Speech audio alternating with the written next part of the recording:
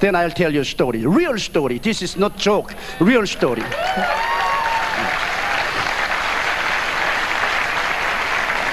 I have a retired associate, his name is Kim Sang-ho. And when he was young, in Chungcheong area, his wife died. And so he buried his wife. And after 5 days, he went to a tomb with his children. In Korea, we have high tomb, not flat tomb. And it rained and the tomb cracked and all the children were clawing at the tomb and said, "Daddy, Daddy, Mama is breathing. Mama is breathing. Quickly, quickly, oh, open tomb." But he said, "No, it's rained. This new tomb, so it may crack. Mama is not alive." And children were all crying. So he took children home and gave some money to go out to buy cookie. He sat down and he was very depressed. His heart was broken. And he was crying, and he was reading the Bible. Suddenly he felt someone came behind and thrust through into his heart with big sword, and he fell. He had massive heart attack, and he died. And I was in the office, and telegram came. Those days we did not have fax or internet, so telegram came. Kim Sang-ho died. Please organize funeral party to bury him. And doctor already issued a death certificate as a massive heart attack. It was already 3 days over. So I personally organized the funeral committee. And I appointed funeral committee and gave some money and sent them to bury him. And when they went, he was there, so they washed him.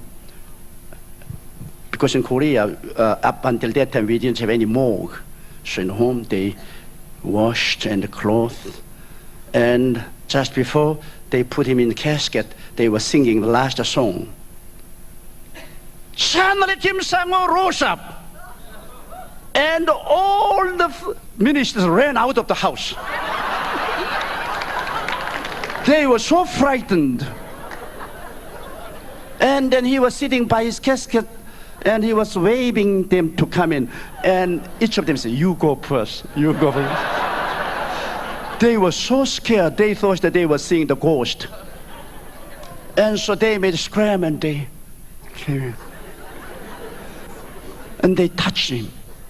And he was alive, he was really alive. Then he was very angry.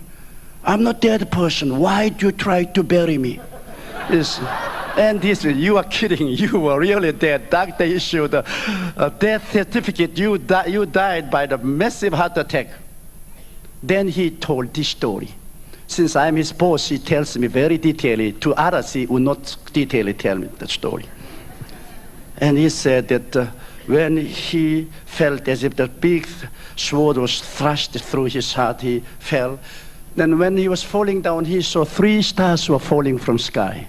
He was watching the star, and when star came near, they were 3 angels. And the angels came and said, "Let's go home." And each angel took his side, and one angel was leading the way. And while he was leaving, he looked around, and there was Kim Sang-ho lying down. He said, "Hey, Mr. Angel, look at that. I'm there." "That is your husk. You have been living there for a long time.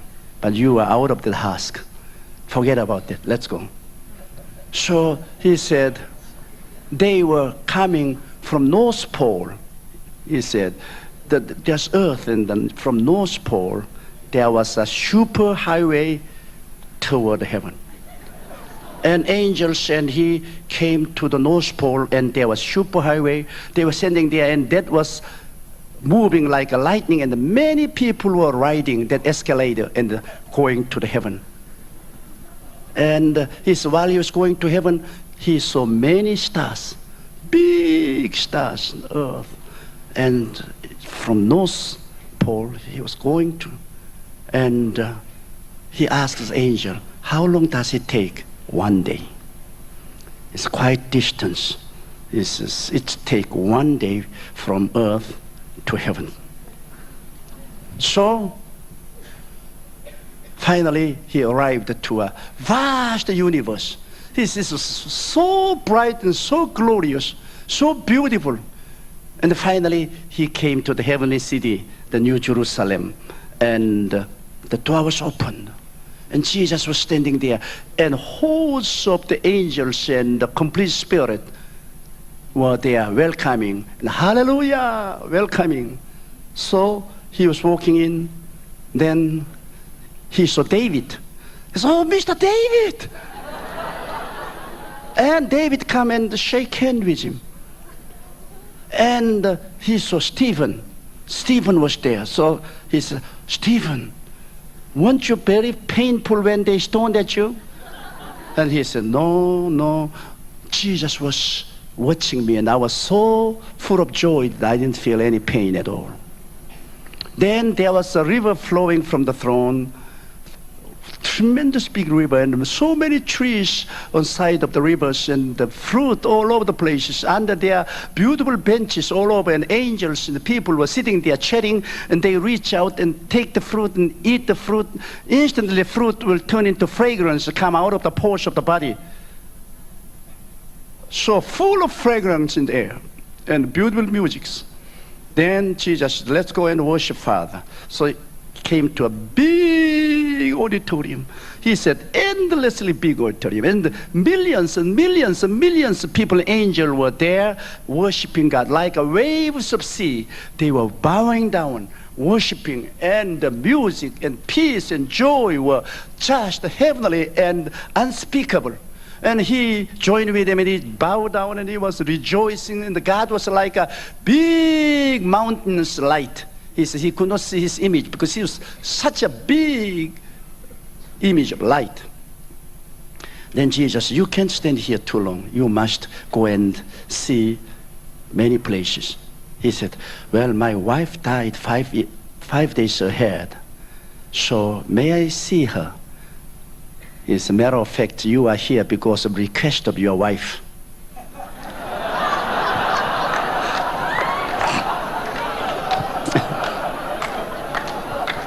So Jesus took him to a glorious mansion, and the door was open, and his wife was walking out with a beautiful cloth with angel. And he said, "Pastor, she was beautiful." And I laughed because while he was having church, I would go down to hold meeting for him.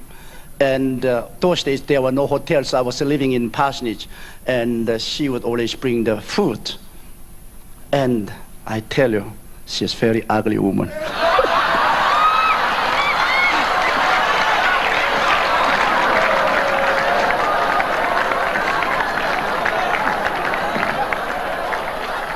Whenever I look at her, I felt sorry for him.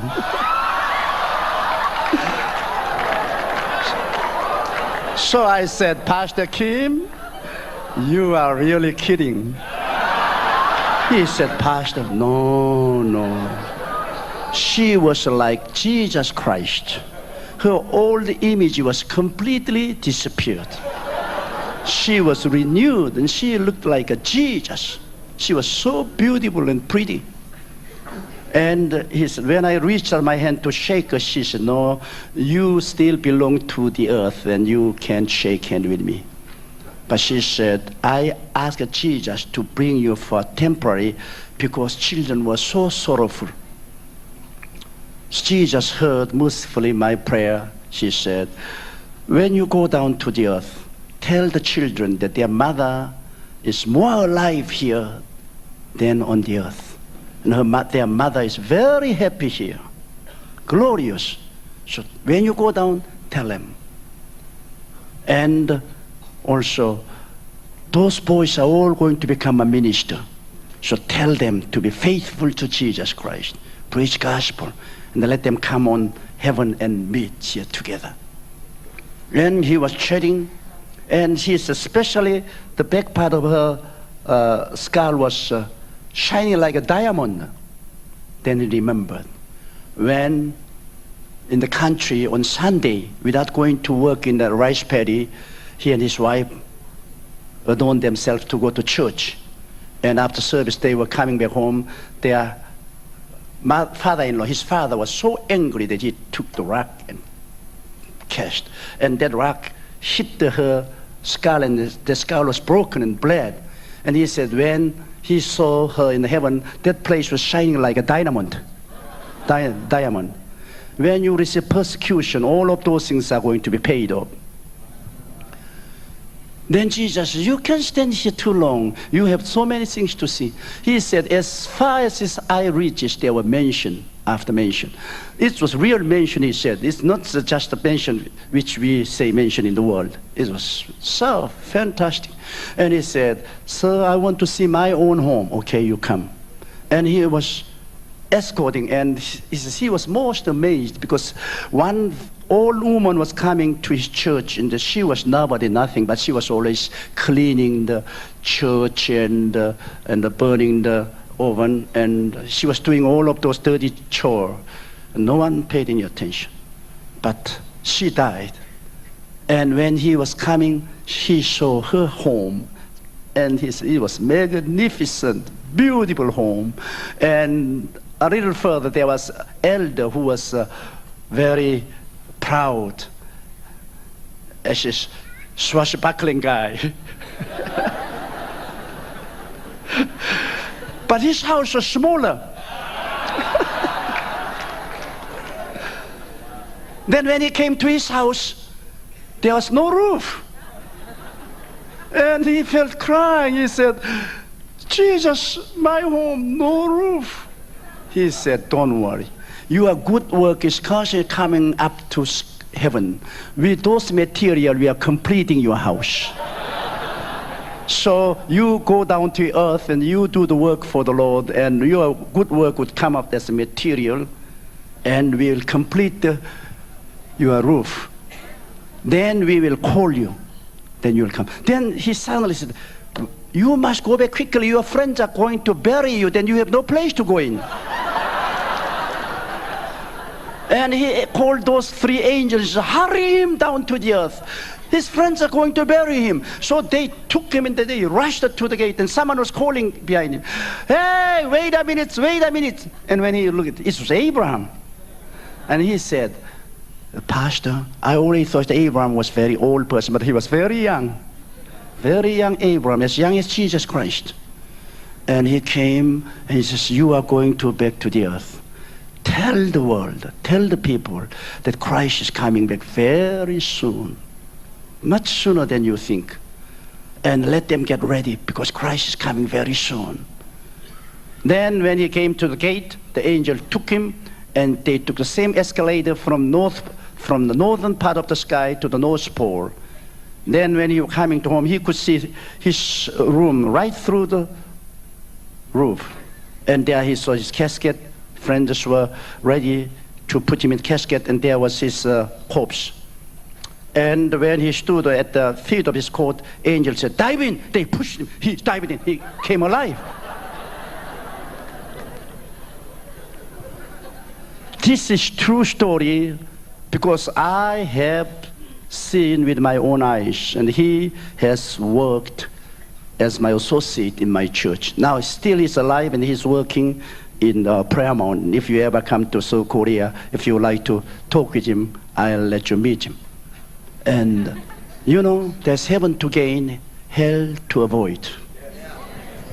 Jesus Christ finished the death, hell, and he brings eternal kingdom of God to us.